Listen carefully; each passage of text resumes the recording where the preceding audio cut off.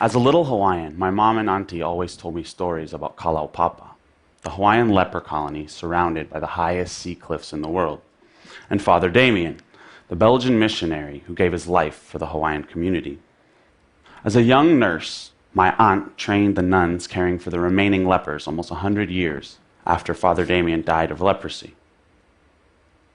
I remember stories she told about traveling down switchback cliff paths on a mule while my uncle played her favorite hula songs on the ukulele all the way down to Kalaupapa. You see, as a youngster, I was always curious about a few things.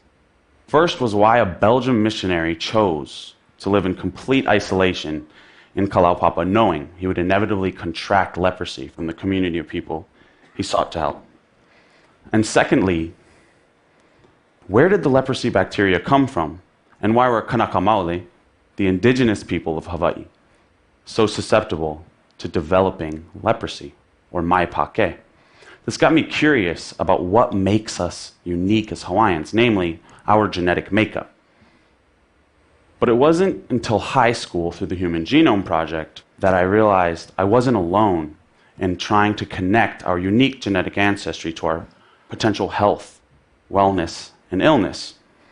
You see, the $2.7 billion project promised an era of predictive and preventative medicine based on our unique genetic makeup. So to me, it always seemed obvious that in order to achieve this dream, we would need to sequence a diverse cohort of people to obtain the full spectrum of human genetic variation on the planet.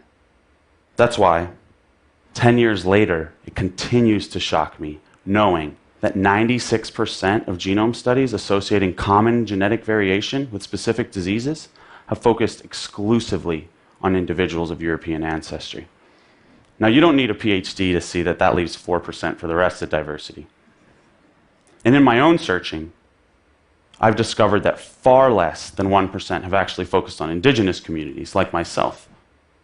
So that begs the question, who is the Human Genome Project actually for?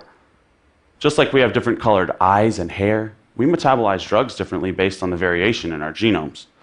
So how many of you would be shocked to learn that 95% of clinical trials have also exclusively featured individuals of European ancestry?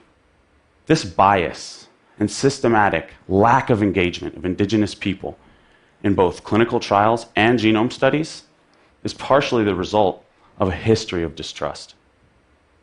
For example, in 1989, researchers from Arizona State University obtained blood samples from Arizona's Havasupai tribe, promising to alleviate the burden of type 2 diabetes that was plaguing their community, only to turn around and use those exact same samples without the Havasupai's consent to study rates of schizophrenia, inbreeding, and challenge the Havasupai's origin story. When the Havasupai found out, they sued successfully for $700,000, and they banned ASU from conducting research on their reservation. This culminated in a sort of domino effect with local tribes in the Southwest, including the Navajo Nation, one of the largest tribes in the country, putting a moratorium on genetic research.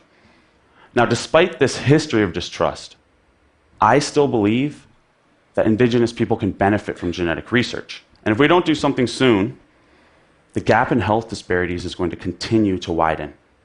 Hawaii, for example, has the longest life expectancy on average of any state in the US.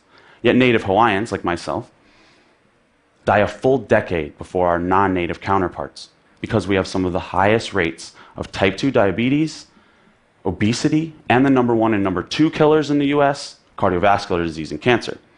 So how do we ensure that the populations of people that need genome sequencing the most are not the last to benefit? My vision is to make genetic research more native, to indigenize genome sequencing technology. Traditionally, genomes are sequenced in laboratories. Here's an image of your classic genome sequencer. It's huge. It's the size of a refrigerator. There's this obvious physical limitation. But what if you could sequence genomes on the fly? What if you could fit a genome sequencer in your pocket?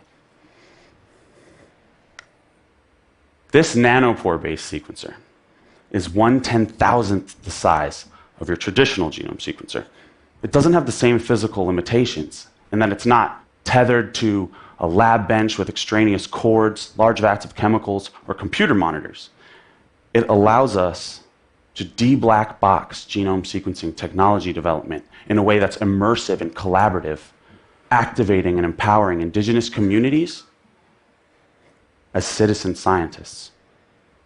100 years later in Kalaupapa, we now have the technology to sequence leprosy bacteria in real time using mobile genome sequencers, remote access to the internet, and cloud computation.